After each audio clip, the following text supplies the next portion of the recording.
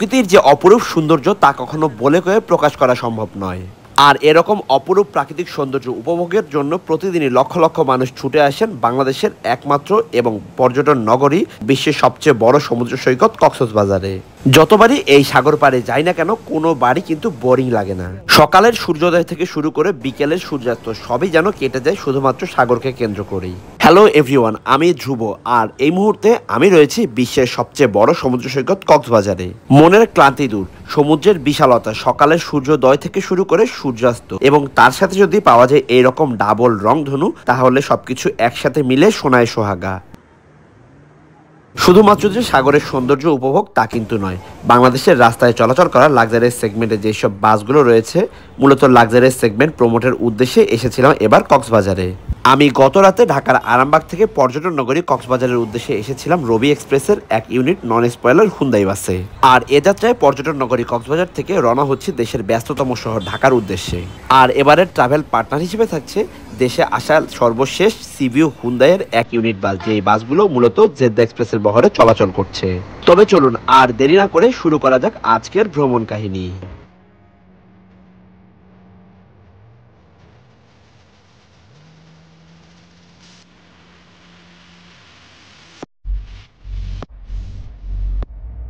দেশে চলাচল করে যেসব লাক্সারি সেগমেন্টের বাস আছে বা সবচেয়ে বেশি স্লিপার বাসই কিন্তু বর্তমানে চলাচল করে ঢাকা কক্সবাজার এই রুটটাতে। আর এই মুহূর্তে আছি হোটেল লং বিচের ঠিক অপোজিট প্রান্তে। আপনারা দেখতে পাচ্ছেন অলরেডি 11টা বাজতেছে। এই যে এখানে একটা বাস, এছাড়া এখানে অনেকগুলো কাউন্টার রয়েছে, আর এদিকে বাসের সিরিয়াল দেখতে পাচ্ছেন। তো সবচেয়ে বেশি এসি বাস এবং সবচেয়ে বেশি লাক্সারিয়াস বাসই কিন্তু বর্তমানে চলাচল করে ঢাকা কক্সবাজার এই রুটটাতে। এবার কিন্তু আমরা একটা বিপদে পড়েছিলাম। আমরা যেহেতু গত রাতে কক্সবাজার এসেছিলাম, তাই তড়িঘড়ি টিকিট না কেটে আমরা যাবার ঠিক 3-4 ঘন্টা আগে টিকিট খোঁজা শুরু করেছিলাম। তবে বিপদে পড়ি তখন, যখন আসলে কোনো লাক্সারিয়াস সেগমেন্টের বাসে সিট পাচ্ছিলাম না, যাও পাচ্ছিলাম 2-1টা, তাও পিছনের দিকে। যখন এই মাথা থেকে ওই মাথা ঘোরার পরও লাক্সারিয়াস সেগমেন্টের কোনো বাসের সামনে সিট পাচ্ছিলাম না, এবং যাদেরও লাক্সারিয়াস সেগমেন্টের বাস রয়েছে তাদের 1টা বা 2টা বাস রয়েছে, সেই মুহূর্তে আসলেই মনে হচ্ছিল লাক্সারিয়াস সেগমেন্ট হয়তো একটা দিন বাংলাদেশ থেকে হারিয়ে যাবে। শেষমেশ জেদ্দা এক্সপ্রেসের সিট পেয়ে যায় A2 এবং A3, একেবারে সামনের দুটো। আর আমরা টিকিট পারচেজ করেছিলাম এই এজেন্ট কাউন্টার থেকে, যদিও আমরা অরিজিনাল অর্থাৎ জেদ্দা এক্সপ্রেসের মূল কাউন্টারে যেতে পারিনি। এই এজেন্ট কাউন্টারটি হোটেল লং বিচের ঠিক অপোজিটে একটু সামনের দিকে অবস্থিত। এই জায়গা থেকে বাসের ডিপারেচার টাইম ছিল রাত 10:30, তবে বাস এখানে পৌঁছাতে প্রায় 10:38 হয়ে যায়। আর এই বাসের টিকিট কিন্তু 2000 টাকা ঢাকা কক্সবাজার এবং কক্সবাজার ঢাকা, তবে আমরা ডিসকাউন্টে পারচেজ করেছিলাম 1800 টাকা করে। বাস আসার সাথে সাথে ভেতরে উঠে যায়, তবে চেষ্টা করেছিলাম সিটগুলো দেখানোর জন্য, কিন্তু অনেক যাত্রী থাকায় সিটগুলো আর দেখানো সম্ভব হয়নি। অ্যাজ ইউজুয়াল অন্যান্য হুন্দাই যে বাসগুলো হয় সেই বাসের সিটগুলোর মতোই এই বাসের সিটগুলো প্রত্যেকটি সিটের সাথে নেক পিলো এবং একটা করে ব্ল্যাঙ্কেট ছিল, এবং এই যে হাইড্রোলিক বাটনগুলো এগুলো ঠিকঠাক কাজ করছিল। সামনে একটা ফ্রিজ রয়েছে, আর প্রত্যেকটা সিটের সাথে বেশ ভালো লেগ স্পেসও রয়েছে, এবং সিটগুলো যথেষ্ট নরম। সিটগুলোর সাথে আগেই বলেছি নেক পিলো এবং ব্ল্যাঙ্কেট রয়েছে। যাত্রা শুরুর পূর্বেই চলুন গাইড সাহেবের সাথে একটু কথা বলে নেওয়া যাক। আসসালামু আলাইকুম ভাইয়া। ওয়ালাইকুম আসসালাম ভাইয়া, ভালো আছেন? আমার নাম মোহাম্মদ আশরাফুজ্জামান অপু, আমি জেদ্দা এক্সপ্রেসের গাইড নিযুক্ত আছি। আমি অ্যাকচুয়ালি এটা নতুন, আমি কিন্তু হয়ে গেছে আমার প্রায় 6 মাসের উপর হয়ে গেছে। এরই মধ্যে বাসও ছেড়ে দিয়েছে এবং গাইড সাহেব 1 বোতল করে পানি দিয়ে দিয়েছে কমপ্লিমেন্টারি হিসেবে। এই কাউন্টারে মাত্র 1 মিনিট বাস অপেক্ষা করেছিল, কেননা এই জায়গা থেকে আমরা মাত্র 2জনই ছিলাম আজ যাত্রী। ডলফিন মোড়ের আগে কোনো কাউন্টারে যাত্রী না থাকায় বাস কোনো রকম বিরতি না দিয়ে একেবারে চলে যায় ডলফিন মোড়ে। ডলফিন মোড়ে বেশ কিছু অটোর জ্যাম ছিল, যার কারণে এখানে আমাদের একটু লেট হয়ে যায়। ডলফিন মোড়ে পৌঁছাতে আমাদের প্রায় 7 মিনিট লেগে যায় হোটেল লং বিচের সামনে থেকে। 10:46 থেকে 10:56, পুরো 10টা মিনিট ডলফিন মোড়ে অপেক্ষা করতে হয় বেশ কয়েকজন প্যাসেঞ্জারের জন্য। 10 মিনিট অপেক্ষার পর বাস আবারও রওনা করে ঢাকার উদ্দেশ্যে। তবে বাসের প্যাসেঞ্জার গাইড যিনি ছিলেন তিনি অমানিক, এবং তার ব্যবহারও খুবই ভালো। তিনি প্যাসেঞ্জারদেরকে খুব ভালো মতো বুঝিয়ে দেয় যে একজন প্যাসেঞ্জার আসতে একটু লেট হচ্ছে, সো আমাদের একটু দেরি হবে। গুগল ম্যাপস দেখাচ্ছে এই জায়গা থেকে ঢাকার দূরত্ব 390 কিলোমিটার, আর ঘড়ির কাঁটায় সময় লাগবে 8 ঘন্টার মতো। আমাদের পরবর্তী গন্তব্য কক্সবাজার বাস টার্মিনাল। গাইড সাহেব বলেন ওই জায়গাতেও নাকি 3 থেকে 4 জন প্যাসেঞ্জার রয়েছে, ওখানে একটু দেরি হবে, যাত্রীরা যেন উদ্বিগ্ন না হয়। ঠিক রাত 11টায় আমরা পৌঁছে যাই জেদ্দা এক্সপ্রেসের কক্সবাজার বাস টার্মিনালের যে কাউন্টার, সেই কাউন্টারের সামনে। এই কাউন্টারেও প্রায় 9 মিনিটের মতো দেরি হয়ে যায়। আমার খুবই বিরক্ত লাগছিল। 11:10 আমরা আবারও রওনা হয়ে যাই। তবে আমার খুবই ভয় লাগছিল, কেননা আগামীকাল সকালে আমার অফিস রয়েছে, টাইম মতো ঢাকা পৌঁছাতে পারবো কিনা। কেননা রাত 10:30 বা 11টার পরে যে বাসগুলো কক্স থেকে ঢাকায় রওনা হয়, সেই বাসগুলো ঢাকা ঢুকতে ঢুকতে সকাল 8টা থেকে 8:30 হয়ে যায়। আর ঢাকা যদি দেরিতে পৌঁছে সেক্ষেত্রে অফিসে যেতেও আমার লেট হয়ে যাবে, তাই একটু সংশয় হচ্ছিল। প্রথম ওটি শুরু হয় লাল সবুজকে দিয়ে। তবে যাত্রাপথে একটু সাহস হচ্ছিল, কেননা এই বাসের যিনি ড্রাইভার রয়েছেন তিনি অনেক এক্সপিরিয়েন্সড, প্রায় 15 থেকে 16 বছর ধরে তিনি বাস ড্রাইভিং করে। সো মনে হচ্ছিল একটু টাইমলি, অর্থাৎ যেহেতু হুন্দাই বাস, তার মধ্যে লাস্ট লটের সিবিইউ বাস, আশা করা হচ্ছে জার্নিও ভালো হবে এবং টাইমলি পৌঁছাবো। এখন আসলে দেখা যাক রাস্তার কি কন্ডিশন, তার উপরে ডিপেন্ড করবে ঢাকায় পৌঁছানোটা।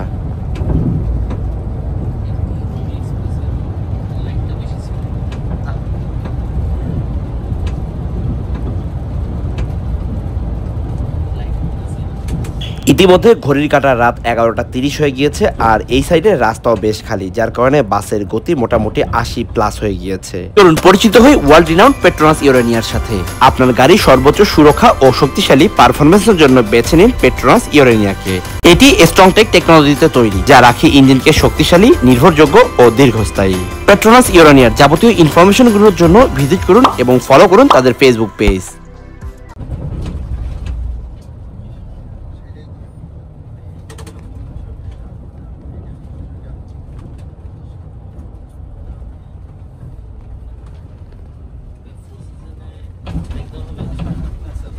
11:37 আর ভেতরের যে ব্লু ড্রিম লাইটগুলো, সেই লাইটগুলো জ্বলছে। ভেতরের পরিবেশটাও বেশ ভালো এবং বাসের এসি যথেষ্ট ঠান্ডা।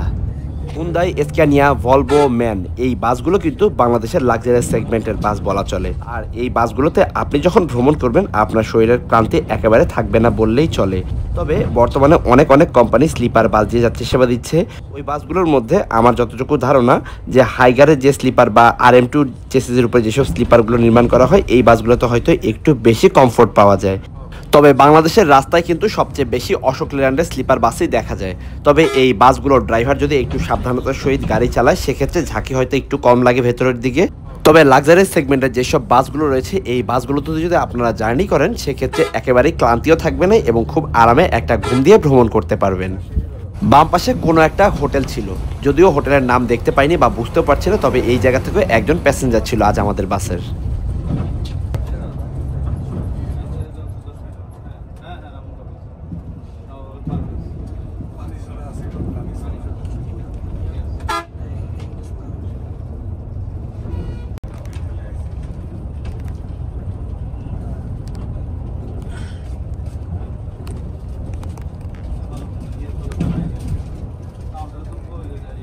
বাসের যে মাউথ স্পিকার, মূলত যেই মাউথ স্পিকার দিয়ে গাইড শেপ বিভিন্ন অ্যানাউন্সমেন্ট করেন, সেটা হয়তো কোনো কারণে নষ্ট, যার কারণে গাইড শেপ বাসের মাঝ বরাবর যে অ্যানাউন্সমেন্ট করে দিলেন যে আমরা আমাদের প্রথম যাত্রা বিরতির খুব কাছাকাছি রয়েছি। রাত 12:46 আর এই মুহূর্তে আমরা প্রবেশ করছি হোটেল মাসাবিতে। মূলত এই জায়গাতে ইম্পেরিয়াল এক্সপ্রেসের সবগুলো বাসই দাঁড়ায়। আজ দেখলাম জেদ্দা এক্সপ্রেস সহ আরও বেশ কিছু কোম্পানির বাসও এই জায়গাতে যাত্রা বিরতি দিয়েছে। এই হলো আমাদের বাসের সাইড বোর্ড, যদিও আগে দেখাতে পারিনি। তবে আমাদের বাসটি বিরতি দেওয়ার 5 মিনিটের মধ্যে ইম্পেরিয়াল এক্সপ্রেসের নন স্পয়লার 1 ইউনিট হুন্দাই বাসও এই হোটেলে প্রবেশ করে। এই হলো হোটেল মাসাবি। এই হোটেল মাসাবির ভেতরের পরিবেশটা যথেষ্ট ভালো এবং ফুড কোয়ালিটিও যথেষ্ট ভালো মানের। তবে প্রাইসটা আমার কাছে মনে হয়েছে অ্যাজ ইউজুয়াল অন্যান্য হাইওয়ে হোটেলগুলোর চেয়ে কমই আছে বলা চলে। এখান থেকে একটা স্যান্ডউইচ আর একটা কফি নিয়ে বের হয়ে যাই। হালকা খাওয়া দাওয়া শেষ করে ফেলেছি, এর মধ্যে বাসও রওনা হয়ে গিয়েছে ঢাকার উদ্দেশ্যে। তবে এই জায়গাতে যাত্রা বিরতির সময় বলা হয়েছিল 20 মিনিট, কিন্তু আলটিমেটলি প্রত্যেকটি বাসই যে কাজ করে মূলত 20 মিনিটের যাত্রা বিরতি 30 মিনিট হয়ে গেছে। আর ইতিমধ্যে ঘড়ির কাঁটা রাত 1:16 আর আমরা আবারও রওনা হয়ে গিয়েছি।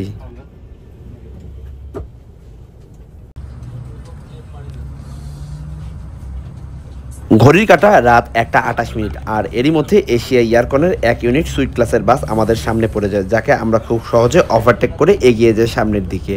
মূলত স্লিপার বা সুইট ক্লাসের যে বাসগুলো হয়, এই বাসগুলো খুবই আস্তে ধীরে চলে, অর্থাৎ এই বাসগুলোর গতি 60 থেকে 70 বা 80 এর উপরে যায় না। যার কারণে যেসব বাসগুলো সিঙ্গেল ডেকের, অর্থাৎ হুন্দাই, স্ক্যানিয়া, ভলভো বা নন এসির যে বাসগুলো, সেই বাসগুলো খুব সহজেই এই টাইপের বাসগুলোকে ওভারটেক করতে পারে।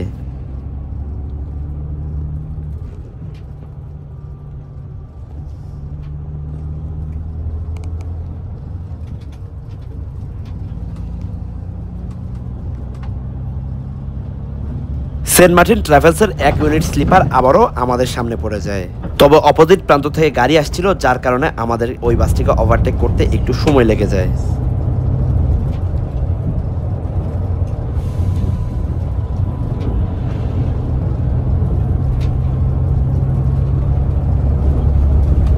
তবে এই জায়গাতে বাম পাশে একটা গ্যাপ পেয়ে আমরা বেরিয়ে যাই। তবে একই সাথে আমরা সেন্ট মার্টিন ট্রাভেলসের পাশাপাশি দেশ ট্রাভেলসের হুন্দাই বাসকে ওভারটেক করে এগিয়ে যাই সামনে দেখতে পেয়েছেন আমার সামনে রয়েছে বর্তমানে সেন্ট মার্টিন হাজি ট্রাভেলসের 1 ইউনিট বাস, অশোক লেল্যান্ডের বাস, তবে বেশ ভালোই টানছে। ঢাকা, চট্টগ্রাম, কক্সবাজার এই রুটটিতে সেন্ট মার্টিনের এত বংশধর রয়েছে যা আসলে বলে বোঝানোর মতো না। সর্বপ্রথম ছিল সেন্ট মার্টিন হুন্দাই, পরবর্তীতে তারা নাম পরিবর্তন করে হয়ে যায় রবি এক্সপ্রেস। এছাড়াও রয়েছে সেন্ট মার্টিন পরিবহন, সেন্ট মার্টিন ট্রাভেলস, এছাড়া সেন্ট মার্টিন লাভ, সেন্ট মার্টিন খাদিজা ভিআইপি, এরকম নাম না জানা অসংখ্য সেন্ট মার্টিন পরিবহন নামের বাস রয়েছে।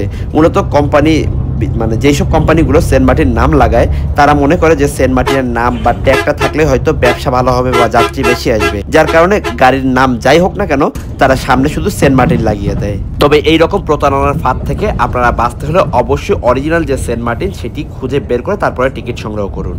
যাই হোক, বলতেই সামনে চলে আসলো সেন্ট মার্টিন পরিবহনের 1 ইউনিট স্লিপার বাস। মূলত সেন্ট মার্টিন পরিবহন, সেন্ট মার্টিন ট্রাভেলস বা রবি এক্সপ্রেস এদের সার্ভিসের মান ভালো, তবে অন্যান্য কোম্পানিগুলোর অবস্থা কীরকম আমার জানা নেই।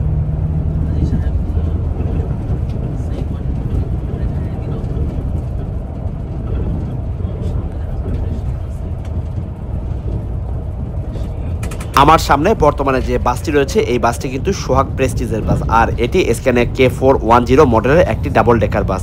তবে এই বাসটিকে বাংলাদেশের সবচেয়ে দামি বাস বললেও ভুল হবে না।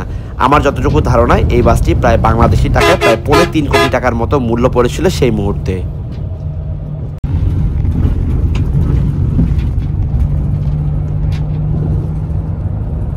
সোহাগ প্রেস্টিজের এই বাসটাকেও আমরা খুব সহজে ওভারটেক করে এগিয়ে যাই সামনের দিকে।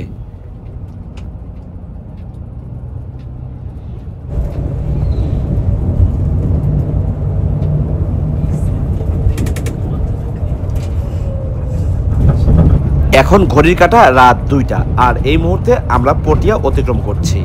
পটিয়া বলতে আসলে বাসগুলো তো পটিয়ার ভেতর দিয়ে যায় না, পটিয়া বাইপাস দিয়ে যায়, আর এই মুহূর্তে পটিয়া বাইপাসে রয়েছে। তবে আজকে থেকে প্রায় 14-15 বছর আগে যখন এই বাইপাসের রাস্তা ছিল না তখন কিন্তু বাসগুলো পটিয়ার ভেতর দিয়ে যাতায়াত করত।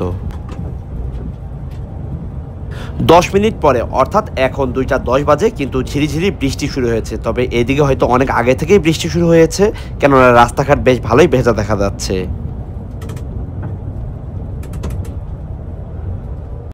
2টা 25 বেজে গিয়েছে, আর এই মুহূর্তে আমরা রয়েছি চিটং কর্ণফুলী যে 3rd ব্রিজ রয়েছে সেই 3rd ব্রিজের টোল প্লাজাতে।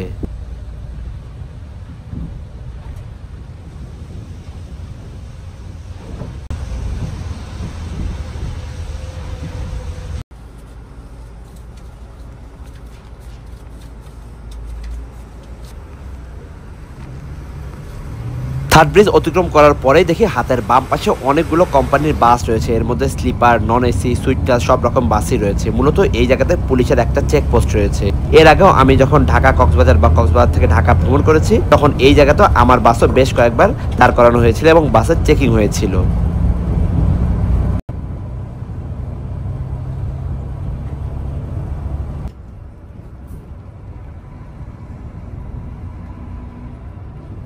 রাত 3টা 17 আর কিছুক্ষণ আগেই অর্থাৎ 10 মিনিট আগেই আমরা সীতাকুণ্ড অতিক্রম করেছি। তবে এই দিকেও বেশ ভালোই বৃষ্টি হয়েছে মনে হচ্ছে, রাস্তাঘাট বেশ ভালো ভেজা ছিল।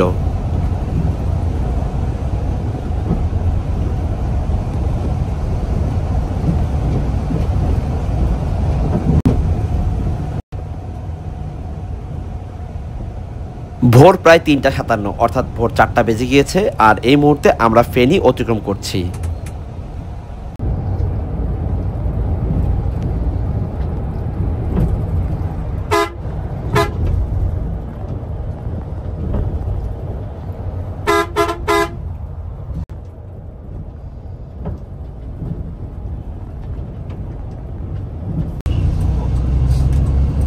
ভোর 4টা 40 আর এই মুহূর্তে রয়েছে কুমিল্লার আগে অর্থাৎ রাধানগরে, আর হয়তো কয়েক কিলোমিটার গেলেই হয়তো কুমিল্লা শহর।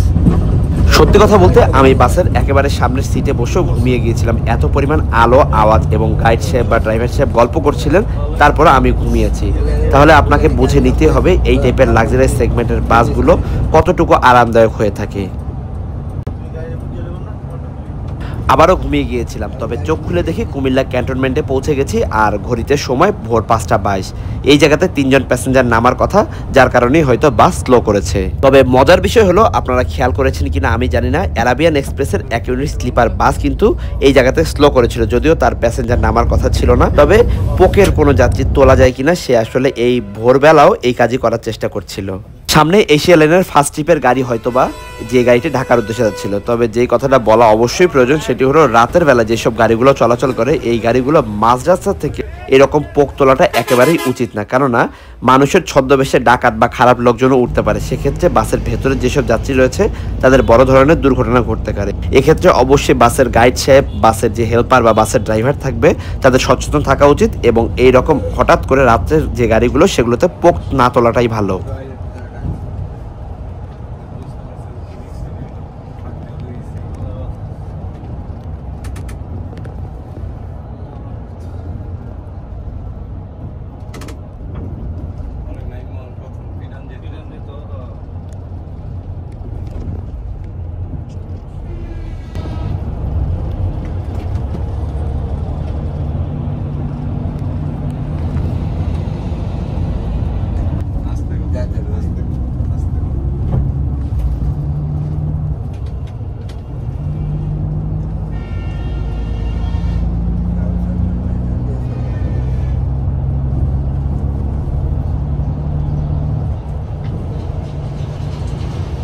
অ্যারাবিয়ান এক্সপ্রেসে যেই বাসটা কুমিল্লাতে পোক নেওয়ার চেষ্টা করছিল ওই বাসটিকে কিন্তু আমরা ইতিমধ্যে ওভারটেক করে এগিয়ে গেলাম। আর এখন কিন্তু ঘড়ির কাঁটা ভোর 5:40 হয়ে গিয়েছে।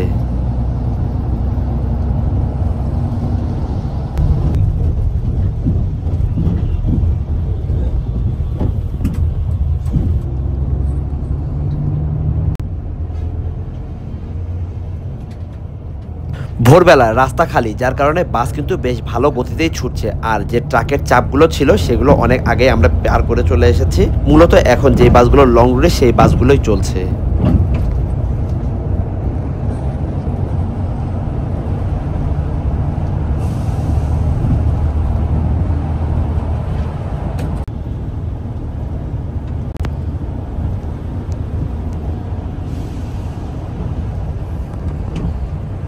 এখন আমরা রয়েছি গৌরীপুরের কাছাকাছি, আর এখন ঘড়ির কাঁটা সকাল 6টা। মূলত এই বাসে আমি পুরো রাতে বেশ ভালো মানের আরামদায়ক একটা জার্নি করেছি। আমি মাঝে মাঝে ঘুমিয়েছি, আবার ভিডিও করেছি। তাহলে বুঝতে হবে যে এইরকম একটা জার্নিতে সামনের সিটে বসে কিভাবে এত ভালো মতো একটা ঘুম দেওয়া যায়। মূলত আরামদায়ক বা লাক্সারি সেগমেন্টের বাস ছাড়া কিন্তু কোনোভাবেই এই ঘুম কখনোই সম্ভব না। আমার আজকে ট্রাভেল পার্টনার কিন্তু ছিল রাফি। আমরা দুজন মিলে রাতভর জেগে জেগে ভিডিও করেছি, আর সবাই দেখুন কি আরামে ঘুমোচ্ছে। আমাদের দুজনের চেহারায় একটু ভালো মতো লক্ষ্য করলেই দেখবেন যে চেহারার মধ্যে অনেকটাই ক্লান্তি রয়েছে, কেননা আমরা পরপর 2 রাত জার্নি করেছি, কোনো ঘুম হয়নি, সারাদিন কোনো রেস্টও হয়নি। তাহলে বুঝুন একজন ট্রাভেল ব্লগারের লাইফ কতটা কষ্টকর হয়ে থাকে। আমরা কিন্তু জেদ্দার হুন্দাই দিয়ে জেদ্দার এক ইউনিট স্লিপার বাসকে ওভারটেক করে এগিয়ে গিয়েছি। যেটা বলছিলাম, আমরা যারা ট্রাভেল ব্লগ করি আমরা কিন্তু অনেক কষ্ট করে ভিডিওগুলো বানাই আপনাদেরকে দেখানোর উদ্দেশ্যে। সো আপনারা যদি পুরো ভিডিও না দেখেন এবং লাইক কমেন্ট শেয়ার না করে আমাদের পাশে না থাকেন, এক্ষেত্রে কিন্তু আমাদের পরবর্তী নতুন কাজ বা নতুন ভিডিওর জন্য আগ্রহ বা উদ্যম অনেকটাই কমে যাবে। কেননা এই বাসের ভ্রমণের সময় যে ঘুমটা হয়, আসলে আধা ঘন্টা ঘুম আবার ভিডিও করা, এই ঘুমটা আসলে প্রপার ঘুম হয় না। একটা মানুষের শরীর এই রকম যদি ঘুম হয় সেক্ষেত্রে আরো দুর্বল হয়ে পড়ে। সো আমরা অনেক কিছুই স্যাক্রিফাইস করে আপনাদের জন্য ভিডিওগুলো তৈরি করি। আপনারা যারা ট্রাভেল ব্লগ দেখতে ভালোবাসেন বা ট্রাভেল করতে ভালোবাসেন তারা আমাদের পাশে থাকুন, আমাদের ভিডিওগুলো পুরোপুরি দেখুন, লাইক শেয়ার কমেন্ট যতটুকু সম্ভব আমাদের সাপোর্ট করুন।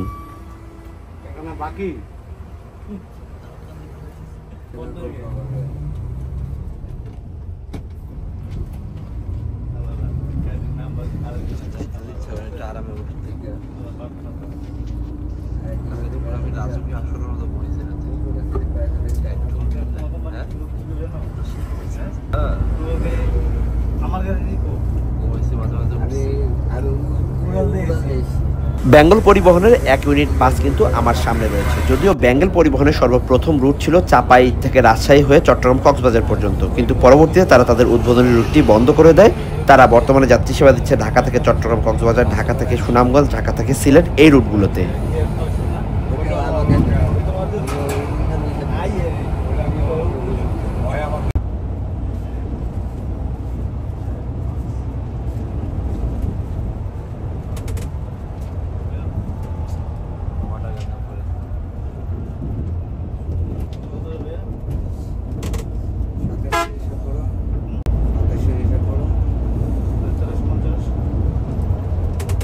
সময় সকাল 6:13, আর এর মধ্যেই কিন্তু আমরা রয়েছি মেঘনা ব্রিজের অনেকটা কাছাকাছি এবং বাসের গতি 80-100 এরকমই চলেছে পুরোটা রাতে এবং অনেকটা লাক্সারিয়াস বাসে যেহেতু আরামদায়ক ভ্রমণই করেছি বলা চলে।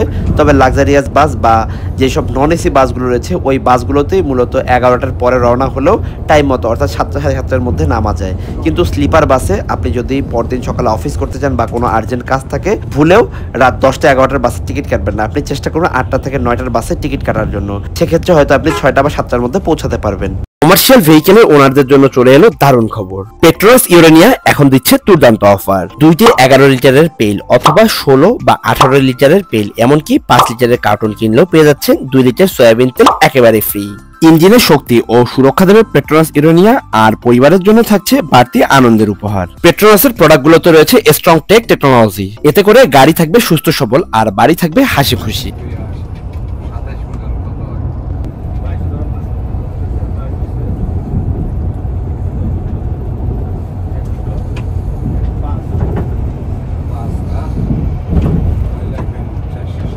এসির ভেন্ট রিং লাইটগুলো বেশ ভালো পরিষ্কার পরিচ্ছন্ন ছিল, যদিও এটি সকালবেলা দেখালাম কেননা রাত্রেবেলা দেখানোর সুযোগ পাইনি আর বাস রানিংয়েই ছিল। আর এই জায়গাটা অর্থাৎ এইখানে একটা হ্যান্ডবার রয়েছে, এটা আসলে আপনি ইচ্ছে মতো উপরে উঠাতে বা নামাতে পারবেন। যাদের বাচ্চা রয়েছে তারা এই হ্যান্ডবারটা নিচে করে দিয়ে এরপর বাচ্চাকে ওই জায়গাতে বসিয়ে যাত্রা করতে পারবেন।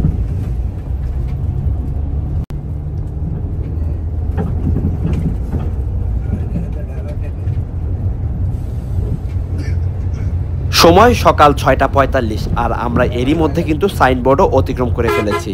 অর্থাৎ হয়তো 15 থেকে 20 মিনিটের মধ্যে আমি নেমে যেতে পারবো। আমার বাসটির গন্তব্যস্থল আজ আরামবাগ পর্যন্ত, কিন্তু আমি নেমে যাবো যাত্রাবাড়ি পকেট গেটেই।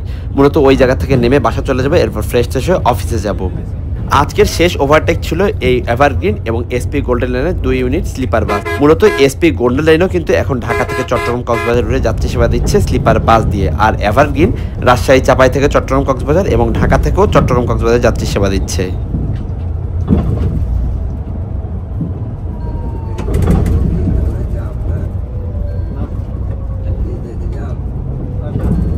শরীর আকড়া অতিক্রম করে ইতিমধ্যেই কিন্তু যাত্রাবাড়িতে প্রবেশ করেছি, আর আমি যাত্রাবাড়ি পকেট গেটেই নেমে যাব। এখন ব্যাগ ট্যাগ গুছিয়ে নিই আর খুব দ্রুত বাস থেকে নেমে যাব। সকাল 6:57 আমার বাসটি আমাকে যাত্রাবাড়ি পকেট গেটে নামিয়ে দেয়।